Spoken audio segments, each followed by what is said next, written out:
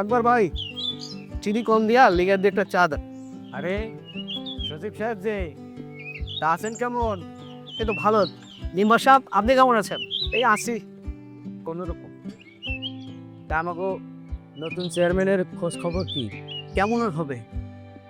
এই তো মাত্র এলো, কটা দিন যাক।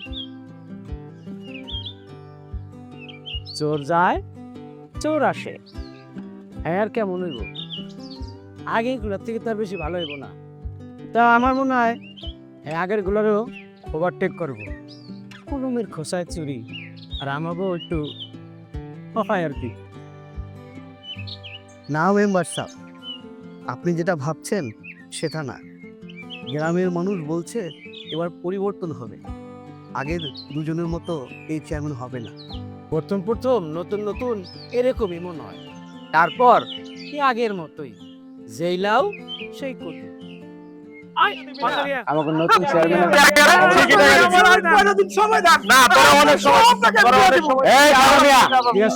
এদিকে আসো। ওয়ালাইকুম আসসালাম। আপনার ভাই ভালোই হলো। হ্যাঁ কি হয়েছে? এই হাসান মিয়ায় মাইয়ার বিয়ার কথা বলে 1 বছর আগে আমার কাছ থেকে 70,000 টাকা আনছে। 1000টা সময় দেওয়া তার টাকা দেওয়ার কোনো নাম নাই। সেই টাকা সুদে আসলে এখন 1.5 লক্ষ টাকা হয়ে গেছে। বলতো মেম্বার সাহেব কি করি এখন? এমনি করে চেয়ারম্যানের কাছে নিয়ে যেতেছে। আরে ব্যাপারটা আমার কাছে না কইয়া সরাসরি চেয়ারম্যানের কাছে নিয়ে গেলে হইব। কি কোন সচিব সাহেব? সাগর মিয়া, তুমি আমার কাছে আসো, তোমার আমি বিষয়টা বুঝে কই। আর সচিব সাহেব আসান একটু সাইডে নিয়া বিষয়টা একটু ভাঙিয়ে পড়।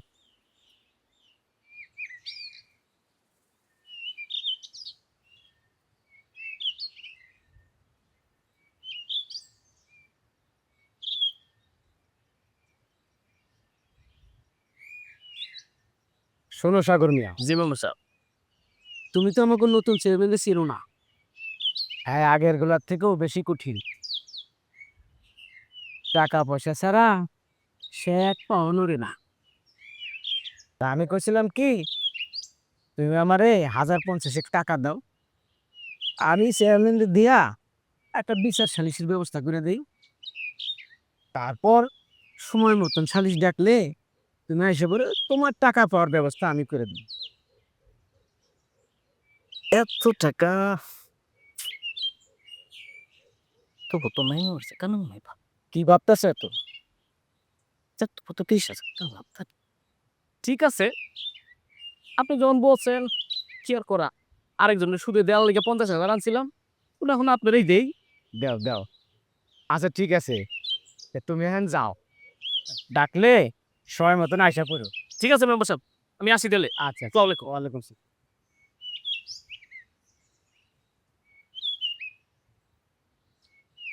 তুমি তো নতুন চেয়ারম্যানের ছিল না, উনি টাকা ছাড়া এক পাও নড়ে না। তুমি এক কাজ করো, তুমি আমার 1030 টাকা দাও, এই চেয়ারম্যান বইলা তোমার বাকি টাকা দিতে হইব না, তোমার পক্ষে বিচার টাইনা দিব। সচিব সাহেব, আপনি তো জানেন আমি তো আমি গরিব মানুষ, এত টাকা আমি কই পাবো কন? আর এত টাকা থাকিলে তো আমি তো হেরে দিতে পারতাম। আপনি তো জানেন আমার এই সহায় সম্পত্তি বলতে আমার ওই ভিটা বাড়িটুকু আছে। আমি তো নিতাম গরিব, কি করি কর? তাহলে কি করবা? বাস খাও, যাও এখান থেকে, যখন সালিশ ডাক দেবো তখন আইসো।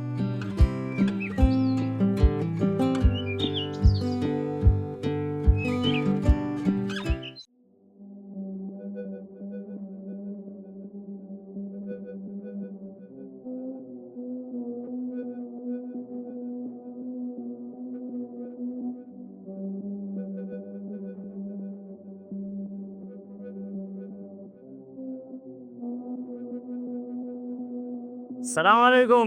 ওয়ালাইকুম আসসালাম। কি খবর? কাজ কাম ঠিক মতো চলতেছে? হ্যাঁ টাকা পয়সা ওঠে? কান্দা মান্দা দিকে দিকটা কই না কেউ? হ্যাঁ চেয়ারম্যানের ভাগটা কই দাও। আচ্ছা ঠিক আছে, যাও বাইরে না, ঠিক মতো কাজ করো।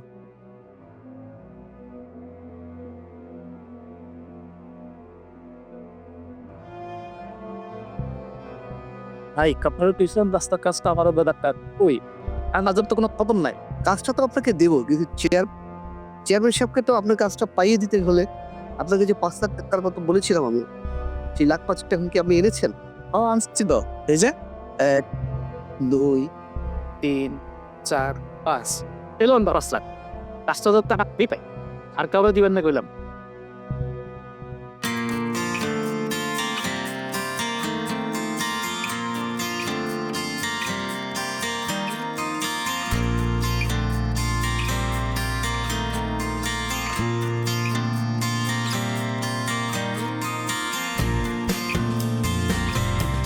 আসিফ সাহেব অনেকক্ষণ তো হইলো, চেয়ারম্যান তো এখন আইলো না। একটু বসেন, এক্ষুনি চলে আসবেন উনি। আচ্ছা বসুন। আসসালামু আলাইকুম চেয়ারম্যান সাহেব। ওয়ালাইকুম আসসালাম। বসেন। আপনি ভালো আছেন? না, আছি আলহামদুলিল্লাহ। একটু জ্বর, ঠান্ডা, কাশি।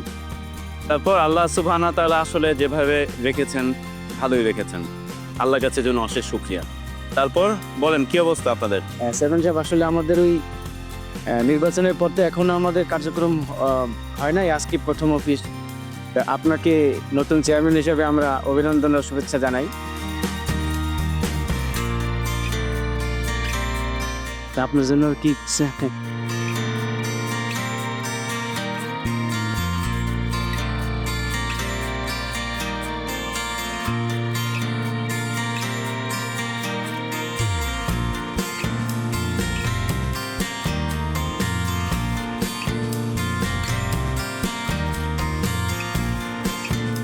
বাহ, আসতে না আসতেই দেখছি উপহার দিয়ে দিয়েছেন।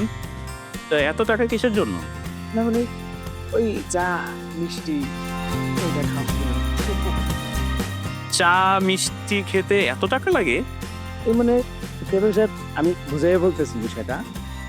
এই ধরেন ওই আমাদের উত্তরপাড়ার হাসান আর সাগরের সাথে একটা বিরোধ হয়েছে, সেটা স্বামীর জন্য 50,000 টাকা দিচ্ছে। আর ওই বাজারের প্রতি সপ্তাহের কালেকশন আমাদের চাঁদা ওঠে, শীত চাঁদার টাকা, এখানে 50,000 টাকা আছে, এইগুলি আর কি। হ্যাঁ, আর ওই যে ওই পাড়ার শামীম, ঠিকাদার শামীম, সে ওই যে বাজারের পাশে ড্রেনের কাজটার জন্য ওই আপনার সময় যে দেখলাম যে ডেবিট কার্ড চলতেছে। হ্যাঁ ওইটা ছিল 5 লাখ টাকা, ওই যে সুজিত সাহেব দিচ্ছিল। ঠিক আছে, তো সজীব সাহেব একটা কাজ করেন, আপনি আগামীকাল একটা সালিশ ডাকেন, ঠিক আছে? তো সালিশ ডাকেন, ওখানে আপনি শাহিন সাহেব, হাসান সাহেব আর রনি সাহেব তাকে এখানে আসতে বলবেন। মেম্বার সাহেবও থাকবেন এখানে, আর হচ্ছে ইমাম সাহেবকে আমি নিজেই বলবো, ঠিক আছে? টাকাগুলো রেখে মানে চেয়ারম্যান সাহেব, আগের চেয়ারম্যান তো আমাদের একটু ভালো নজর রাখতো, সুনজর রাখতো। আশা করি আপনি একটু থাকবেন। এই যে মানে চেয়ারম্যান সাহেব মানে বলছিলাম যে আমাদের এই বাঘের টাকাটা এই আগের চেয়ারম্যান তুই হাতে সত্যি দিয়ে দিত আর কি। আপনাদের ভাগের টাকা কালকে সালিশে আসেন, ওইখানে কথা বলবো আপনার সাথে এই ব্যাপারে, ঠিক আছে? কালকে সালিশে আসেন, হ্যাঁ ঠিক আছে। ঠিক আছে, আসসালামু আলাইকুম। তো সজীব সাহেব টাকাগুলো সব আপনার কাছে রেখে দেন, আর কালকে সময় মতো যাতে সবাই উপস্থিত হয়। জি, ধন্যবাদ। আপনি তাহলে আসেন আজকে মেম্বার সাহেব। আসসালামু আলাইকুম স্যার। ওয়ালাইকুম আসসালাম।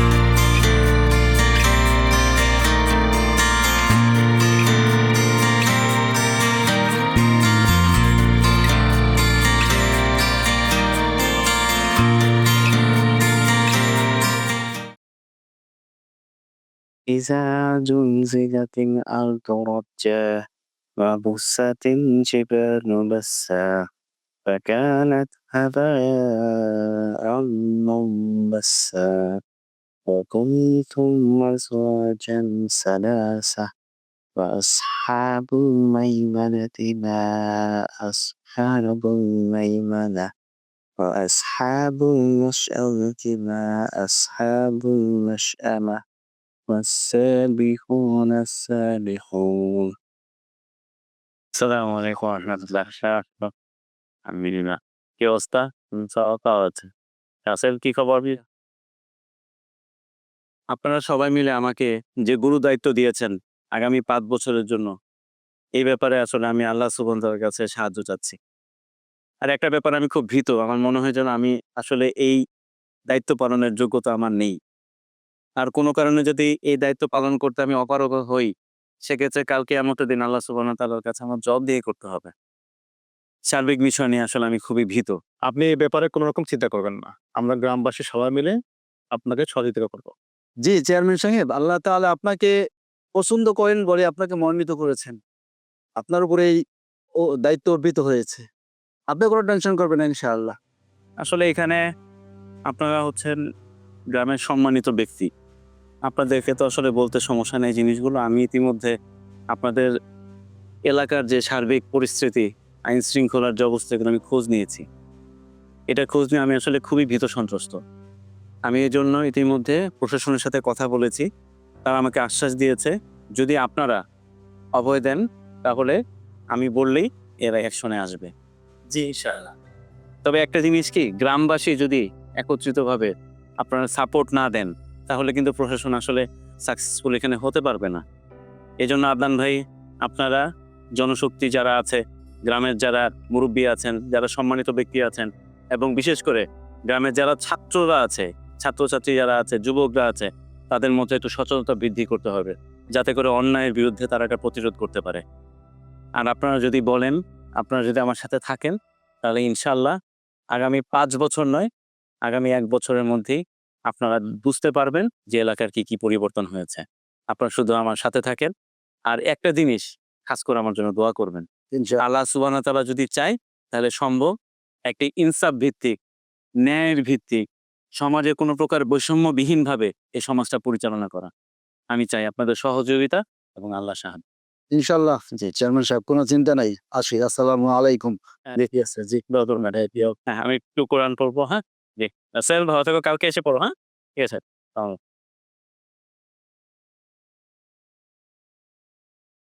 বিসমিল্লাহির রহমানির রহিম।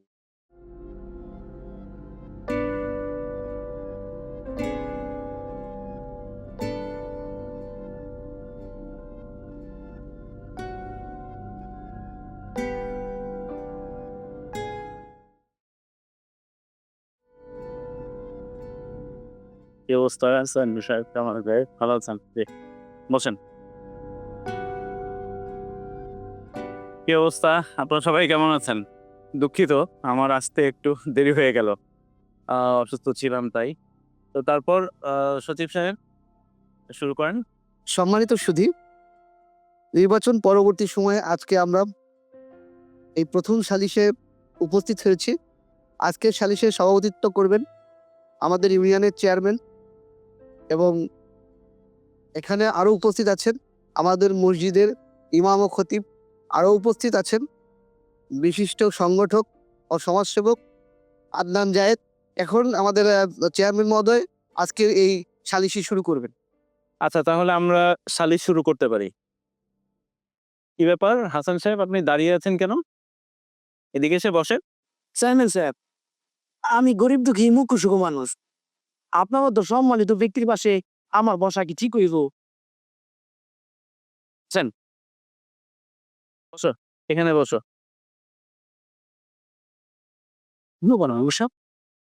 হাসান নেরে চেন চাপ কাছে রেখে তো আদর যত্ন করতেছে কেন? করো না কি? আপনি কি টাকা দেন নাই? আরে দিছি তো। তাহলে সমস্যা কি? আর আমি তো বুঝতে পারতেছি না। চুপ করে দেখো কি হয়। কি ব্যাপার, সবাই অবাক হচ্ছেন মনে হয় যে আমি এই হতদরিদ্র হাসান সাহেবকে কেন আমার পাশে বসালাম। হাসান সাহেব একজন মানুষ, আমিও একজন মানুষ। আমার শরীর যে মাটি দিয়ে তৈরি, হাসান সাহেবের শরীরও সেই মাটি দিয়ে তৈরি। কালকে আমি যদি মারা যাই, আমাকে যে মাটিতে শোয়ানো হবে, হাসান সাহেবকেও সেই মাটিতেই শোয়ানো হবে। তাহলে আমাদের কিসের এত দম্ভ? সাগর সাহেব, শুনলাম আপনি নাকি 70,000 টাকা ধার দিয়ে এখন এই হতদরিদ্র হাসান সাহেবের কাছ থেকে 1.5 লক্ষ টাকা দাবি করছেন। জি চেয়ারম্যান সাহেব, এ ঘটনা সত্য। আমি আসলে সুদে মানে টাকা লাগাই যাচ্ছে বলি আর কি। হাসান সাহেব আমার কাছ থেকে সে 1 বছর আগে 70,000 টাকা নিছিল। আদার তো সময় দেশে এখন বছর টাকা দিল। জন্য বাধ্য হয়ে আমরা এর কাছে নিয়ে আসতাম। আপনি হাসান সাহেবের দারিদ্রতা দেখেও তার কাছে সুদ দাবি করছেন? আপনি কি জানেন যে এটা একটা জঘন্য অপরাধ? সুদ একটি দেশকে দারিদ্রতার দিকে নিয়ে যায়। আর এটা মুসলমান হিসেবে তো চরম গুনাহ। ইমাম সাহেব, জি চেয়ারম্যান সাহেব, ঠিকই বলেছেন। এ ব্যাপারে মহান আল্লাহ তাআলা পবিত্র কোরআনের সূরা বাকারায় বলেছেন, ওয়া আহাল্লাল্লাহুল বাইআ ওয়া হাররামার রিবা। আল্লাহ তাআলা সুদকে করেছেন হারাম এবং ব্যবসাকে করেছেন হালাল। এরপরে সূরা আলে ইমরানের 130 নম্বর আয়াতেও বলেছেন আল্লাহ তাআলা, ইয়া আইয়ুহাল্লাযীনা আমানু লা তা'কুলু রিবা আদআফাম মুদাআফা ওয়াত্তাকুল্লাহা লাআল্লাকুম তুফলিহুন। হে ঈমানদারগণ, তোমরা চক্রবৃদ্ধি হারে সুদ খেও না এবং আল্লাহ তাআলাকে ভয় করো যাতে তোমরা সফলতা অর্জন করতে পারো। এর পরিণতি হিসাবে হাদিস শরীফে আছে, সুদখোরের মৃত্যুর পরে কিয়ামত পর্যন্ত তার উপরে আযাব চলতে থাকবে এবং তাকে এমন এক নদীতে ফেলে দেওয়া হবে যে নদীর পানি হবে রক্তের মতো লাল এবং তার উপরে পাথর নিক্ষেপ করা হবে। এই ধরনের ভয়ানক পরিস্থিতি জানার পরও সদর সাহেব আপনি কিভাবে আমাদের হাসান সাহেবের কাছ থেকে 70,000 টাকার জায়গায় 1.5 লক্ষ টাকা দাবি করেন? আপনার কি একটুও ভয় পাননি আল্লাহকে? আর আমাদের শামীম সাহেব, আপনি নাকি বাজারের পাশের টেন্ডার, কি রাস্তার ড্রেনের টেন্ডারের জন্য আপনি 5 লক্ষ টাকা পাঠিয়েছেন। কেন ভাই? আপনি কি আল্লাহকে বিশ্বাস করেন না? আপনি যদি শত হাজার কোটি টাকা দিয়েও এই কাজটি পেতে চান, আর আল্লাহ তাআলা যদি আপনার জন্য এই কাজটি না লিখে রাখেন, তাহলে কি আপনি কাজটি পাবেন? আল্লাহ তাআলা যে রিজিক দিয়েছেন, সেই রিজিকের বাইরে তো আপনি কিছুই পাবেন না। আর রনি কোথায়? রনিকে রাখবেন। হ্যাঁ রনি, হ্যাঁ দাঁড়াও। কি ব্যাপার? আমি শুনলাম তুমি নাকি এখানকার হোটেল, এরপর মুদি দোকান, এরপর রিক্সার স্ট্যান্ড, অটো স্ট্যান্ড থেকে তুমি চান্দা তুলো। এই চান্দা নাকি আধুনিক ভিক্ষা? হ্যাঁ, তুমি চান্দা তুলো? তুমি অভাবী মানুষের কাছ থেকে এই জুলুম নির্যাতন করো? তোমাকে কে বলেছে জুলুম নির্যাতন করতে? গরিব মানুষের কাছ থেকে যে চাঁদাগুলো নিয়েছেন, এগুলো তো ভাই হারাম টাকা। আপনারা কি করে পারলেন এই চান্দার নামে এই হারাম টাকা আপনারা কালেকশন করবেন?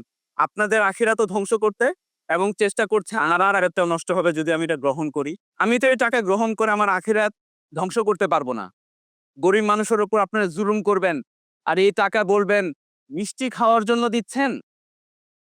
সচিব সাহেব, মেম্বার সাহেব নিয়ে যান আপনার এই টাকা। 5 বছরের জন্য আল্লাহ সুবহানাহু ওয়া তাআলা আপনাদের সেবক হিসাবে আমাকে এখানে চেয়ারম্যানের দায়িত্ব দিয়েছেন। আমি আমার জীবন থাকতে আমি এই দায়িত্বের অবহেলা করতে পারবো না। আর আপনারা যদি মনে করেন কখনো আমি আমার দায়িত্বের অবহেলা করেছি, তাহলে আপনারা সবাই মিলে এসে আমার বিচার করবেন। আমি তো চাইনি এখানে চেয়ারম্যানের দায়িত্ব, আপনারা সবাই মিলেই তো আমাকে এই দায়িত্ব দিয়েছেন। চেয়ারম্যান সাহেব, আমাকে ক্ষমা করে দেন, আমরা সুদের ব্যবসা করবো না। আমাকে অপরাধী করবেন না। কি করছেন এগুলো? আপনারা বসেন। চেয়ারম্যান সাহেব, আমি আর অবৈধভাবে টেন্ডার নিব না। ঠিক আছে আর পেয়ে দিলাম গো। ভাই, আমি তো মাফ করার কেউ না। মাফ করার মালিক তো আল্লাহ সুবহানাহু ওয়া তাআলা।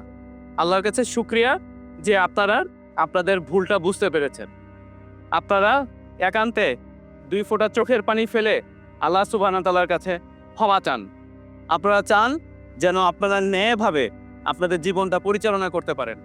তাহলেই একমাত্র সম্ভব এই ন্যায় এবং ইনসাফ ভিত্তিক এই সমাজ গড়ার। চেয়ারম্যান সাহেব, আসলে আপনি একজন ভালো মানুষ।